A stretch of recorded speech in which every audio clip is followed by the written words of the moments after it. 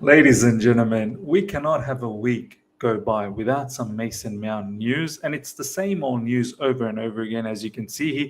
But the reason why I'm bringing this back into the news today is because it's created another rift within the fan base. It's created a bit of a civil war, and it's quite funny to see. And I thought maybe I'll just bring it back one more time. All right. Here we go, back again on the other side of the coin. All right, welcome back to the other side of the coin, ladies and gentlemen. Look, as you can see the news over here, Mason Mount is likely to leave Chelsea with contract talks not being revisited since February. This is nothing new. We've known about this particular situation for a very long time. Thanks, Tom Roddy, for providing this news, which for me is once again, as I said, is nothing new. The reason why I'm bringing this back in, and I don't want to elaborate too much about this situation, is there's a fight internally in Chelsea fan base. You'll notice it on Twitter if you're there and if you've got an account, you'll notice that hell has broken loose because of this particular news. All the top Chelsea accounts that have some sort of affiliation with Mason Mount personally, they're coming into his defense, and they're trying to squash any sort of news that's saying that he's going to leave, this, that, the other. These people are trying to say, he's going to stay. There's no confirmation that he's leaving. All I'm going to say is this. As I've said recently, Mason Mount, for me, I don't mind if he stays. I think he's going to be an important player under Pochettino. If Pochettino plays with a three-man midfield, I think Mason Mount could be a big part for Pochettino in terms of bringing some energy and intensity and being able to press from the front. And of course, there's a lot for Mason Mount to improve on. For me, is not a finished product by no means. So look, I'm not going to cry to bed if he was to leave. That's fine. Mason Mount leaving isn't like prime Hazard all of a sudden leaving Chelsea Football Club. It's not a big deal in my opinion. If he stays, kudos. Fantastic. If he goes, so be it. And that's all I'm going to say about this particular situation. For me, yeah, he's a good player, but one I'm not really going to cry about. And I find it very, very strange that there's so many fans out there in social media. They act like this is a phenomenal player that we're letting go of. Like, this is prime Kaká, prime Ronaldinho. Like, how could you, Chelsea Football Club, do this? Let's just be honest about it. As I said, if he stays, great stuff. Hopefully he can improve on. Ben Jacobs on Mason Mount contract right now, and frustrating as it is maybe for fans to hear, it's still a fluid situation. Anyone suggesting Mount is definitely staying or going is second guessing when the player himself hasn't even decided. Okay, this is Ben Jacobs. Final verdict on this particular matter is, look, it's not worth having a civil war for Mason Mount. Like, I can understand if it was someone phenomenal and was absolutely ripping it apart left, right, and center for Chelsea Football Club, then I can completely understand. Mason Mount, there's a lot for him to improve. A lot. Let's not act like we're losing a phenomenal player. Now, next up, Mikel Arteta. Next season, Chelsea may get 100 points. We don't know. With all the expectation, talent, if they make that work, they can do anything because they have the players, the infrastructure, and the history to do it. Recently, Raheem Sterling said the same thing, that whoever is going to be the next manager, they're going to have a set of players that are highly talented. It's just a matter of, and Sterling said this, it's just a matter of players buying into the manager's philosophy, manager's structure. And players want to be guided. They want to be guided as much as experience they may have. They want a manager that's able to guide them. So if Poch is that man, Poch should succeed. If he's able to get the players buy-in, then there's enough talent for us to do well. The big question is, can he get the buy-in? And of course, our owners, can they take a step back as well, and not intervene so often that they have this season, which has been detrimental to the cause. According to Simon Jones Off the Daily Mail, Chelsea are monitoring AS Monaco midfielder Youssoufa Fofana as a possible summer target for the defensive midfield role. Look, one thing's for certainty, we are going for a defensive midfielder in this upcoming summer. I'd like to see players leave first, a whole lot of players leave first before we start bringing in players. But defensive midfield role is one for a certainty that we need. The other one perhaps is a striker. Goalkeeper, I would love it, but if it doesn't happen, it doesn't happen. So be it. Yes, it will be a weakness, but it's something that we can address down the track as well. For me, as I said, more important to get rid of players. Even the striker position, like we need one certain player up front who can bang in 20 plus goals, but I need to see who leaves. Do you know what I mean? Nkunku's coming in, he's going to be there and thereabouts for goals for sure. João Felix, if he stays, can he get a better season next season? Yeah, is Kai Havertz going to leave? I don't want to see him up front, but that could be a potential. There's David Dutcher Fofana, there's Armando Broja coming back from injury. So I want to see a proper plan before we get into the striker market. For me, Vitor Roque is the guy. But defensive midfielder, looks like Declan Rice's name, even though there's few journalists out there will tell you that Chelsea are still highly, highly linked with Declan Rice. But it seems like more and more we want to move away from Declan Rice and focus on players like Youssoufa Fofana, who I've not watched, this particular player from Monaco, so I don't have any opinion on it. But yeah, we're going for that particular position. Fofana's name's been now brought forward. Claudio Kone's name's been there, and Romeo Lavia, as you guys already know. There's another name that's going to come up, Yusuf Mansour, what's his name? We're going to get to that. Yusuf, let me check that out. Yunus Musa, there you go. Yunus Musa, he's a particular player I've watched in the World Cup, and he looks very, very good to me. I watched all his games in the World Cup. He's a Valencia player. One who I definitely, got interested about in the World Cup. So I don't mind him one bit. I think he's got the quality to be a strong defensive midfielder, someone who's very good on the ball, and someone defensively who's very strong as well.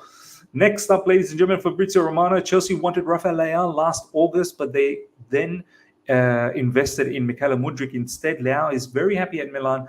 The new contract agreement is very close, but not completed or signed yet. Look, do you know what?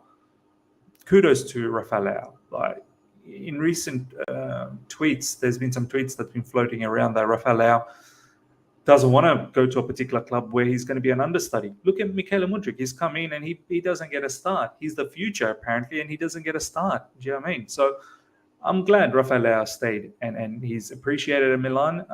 It's probably the right move for him. I don't mind. I would have loved to seen someone like Rafael Leao at Chelsea Football Club. I wouldn't have minded one bit.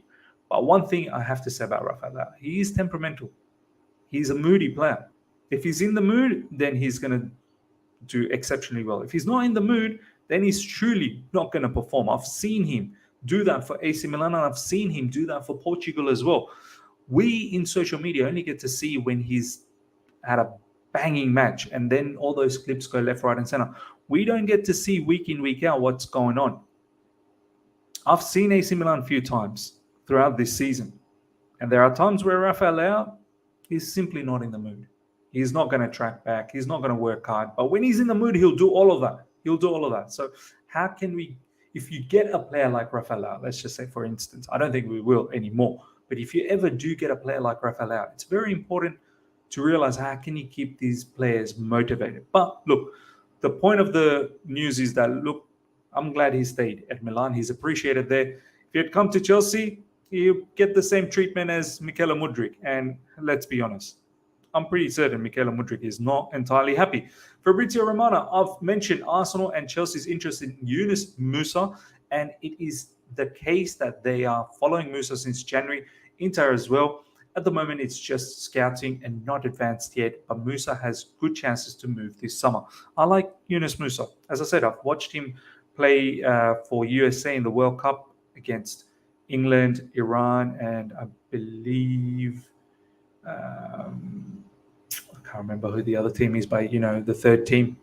and he did exceptionally well. He was very, very good, and as I said, I think for a young player, he's got the complete sort of skill set available to do well in the defensive midfield role. So, and he could possibly be at a cheaper price as well. As I said, in recent times, if there is a scope to get someone like Declan Rice next to Enzo Fernandez, I think it'd be fantastic.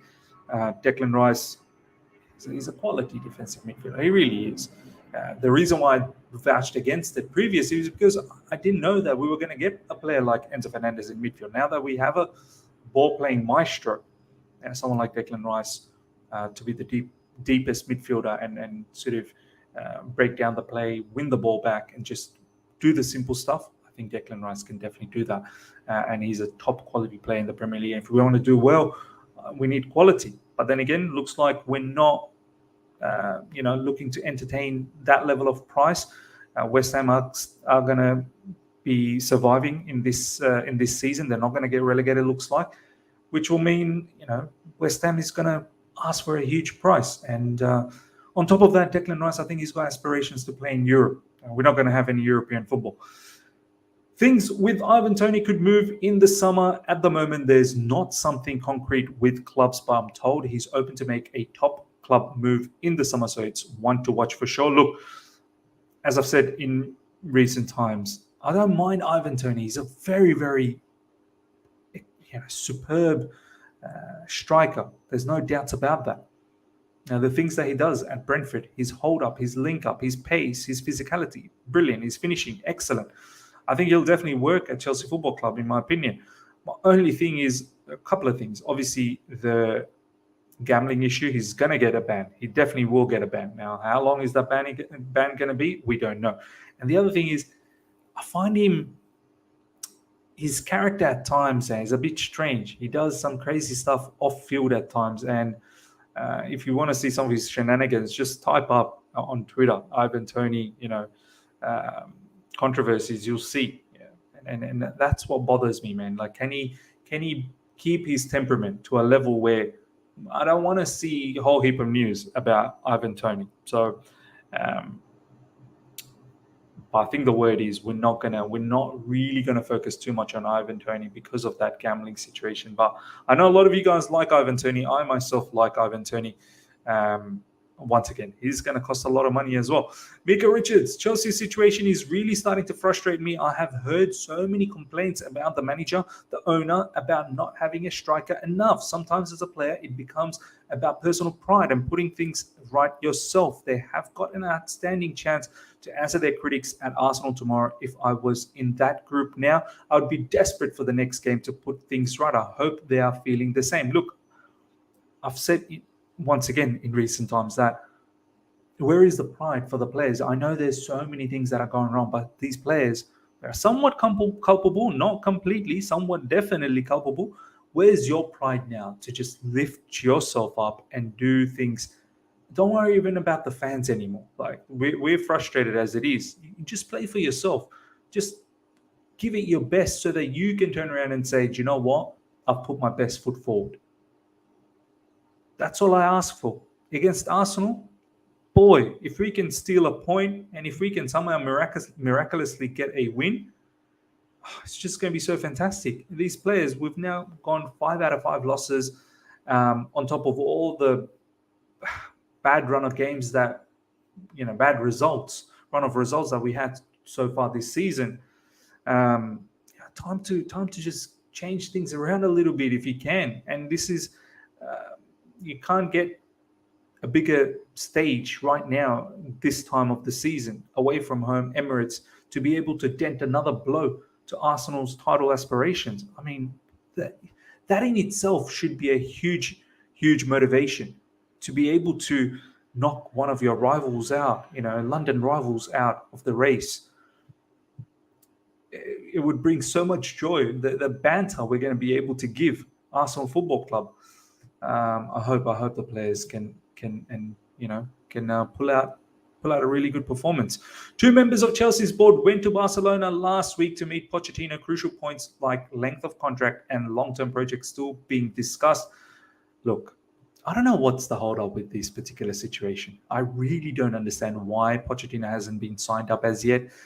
The longer it goes, it makes me worried because what if it collapses? I hope it doesn't collapse. If we fumble it from here, all blame has to be towards the owners. Honestly, we need to. Who is it going to be besides Pochettino? Is it going to be Vincent Company? Is it going to be Ange Postecoglou? That's the short list apparently. But this is a no-brainer. Just go and sign this up. I'm pretty sure they're working on some details of what clauses are going to be included. We've heard recently that apparently Pochettino has asked the owners not to be intervening in the dressing room. Some of these clauses being looked at and being worked on in the sense that can the owners agree on some of these stuff? So I'm pretty sure Pochettino is having a say as to who he wants to keep and who he wants to sell and whatnot. And this is the last news. Sources expect Pochettino to become the new Chelsea coach. He is still in talks.